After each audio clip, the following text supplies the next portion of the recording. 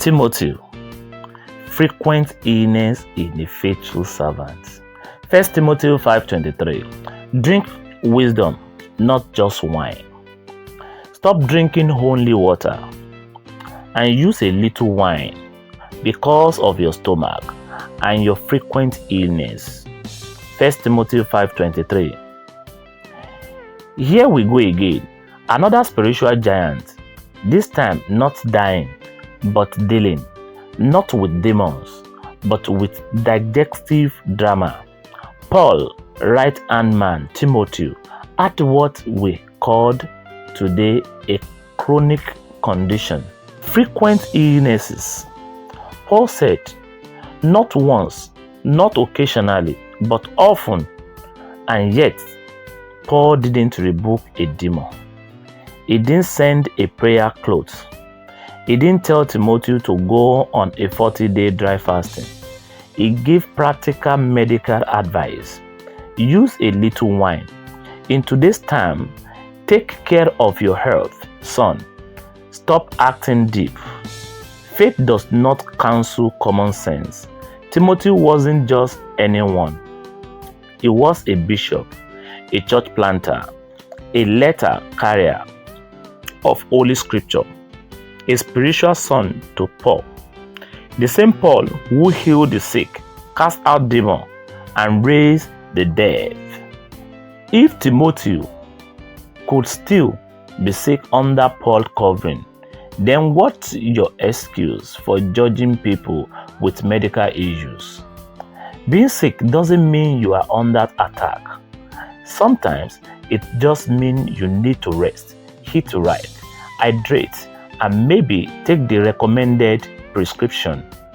Over-spiritualizing leads to under-living. We are in a generation where people would rather bind ulcer than adjust their diet, where some would rather anoint their head with oil than go for a check-up, where faith has become a disguise for foolishness. Paul didn't shame Timothy. He didn't say confess healing 70 times. He said, drink something medicinal. Don't pretend you are okay when you are not. That is apostolic balance. You can be sick and still be effective. Timothy's stomach didn't stop his sermon. His weakness didn't cancel his work. Let that eat you. He still led church.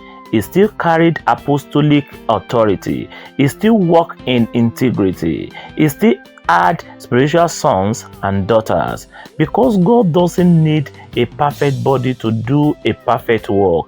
He just needs a vessel that is willing to be wise, yielded, and faithful, even if fragile. Use a little wine. Use a little wine.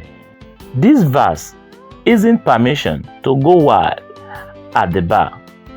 It's a reminder that sometimes healing comes through wisdom, not just warfare. And in your case, that might mean drink more water, seeing a doctor, getting proper sleep, taking that medication without guilt, saying no to that preaching invitation so that you can breathe.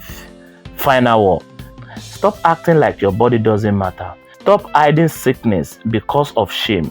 And stop thinking even sickness means you are under judgment. And stop thinking every illness means you are under judgment. If Paul could tell Timothy to take care of his health, then you, man or woman of God, have permission to do the same without guilt.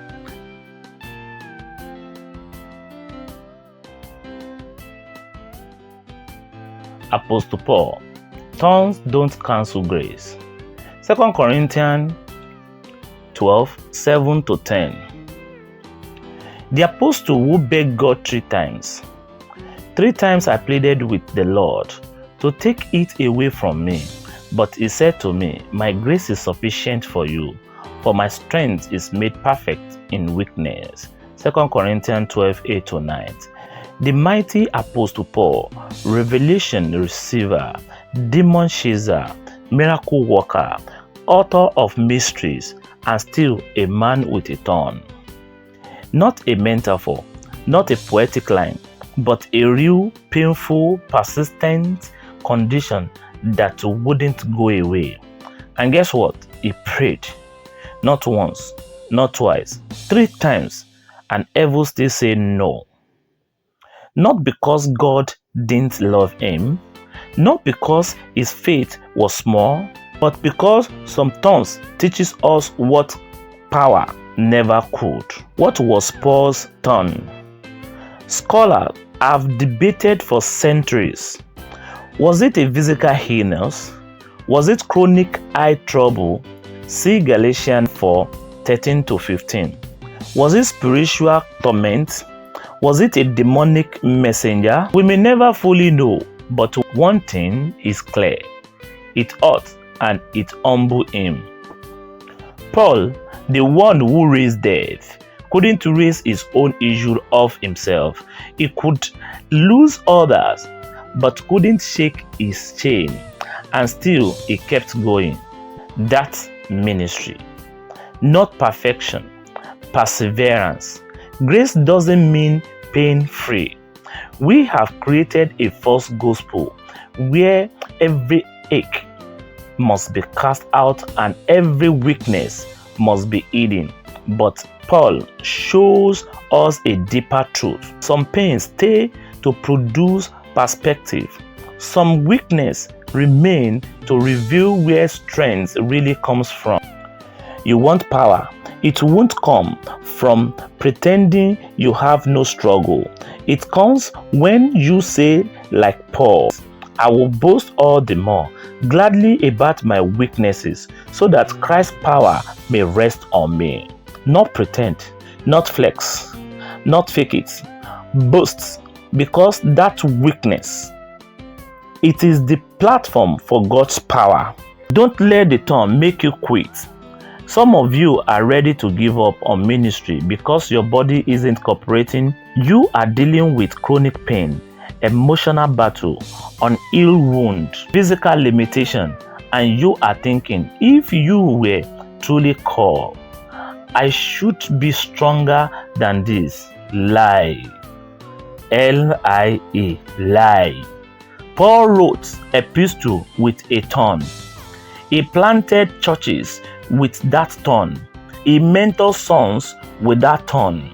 He stood before kings. What is your excuse? Weakness is not a disqualification. It is a display case. God said to Paul, my strength is made perfect in weakness. Translation, God doesn't need you strong to use you. In fact, the more you lean on Him, the more His strength gets the spotlight. So don't hide the thorn. Don't cause the thorn. Let the thorn be your reminder that you are not God. You are dust, carrying glory, fueled by grace. Final word. Your thorn isn't your shame. It's your testimony. You don't need to be torn free to be spirit-filled. You don't need to be ill to be used. You just need to be honest, yielded, and carried by grace. Prayer. Lord, help me steward this temple with wisdom and not pride. Teach me that caring for my body is not weakness, it is worship. Lord, if the thorn stays, then let your grace rise higher. I would rather live with you than run without you. God bless you.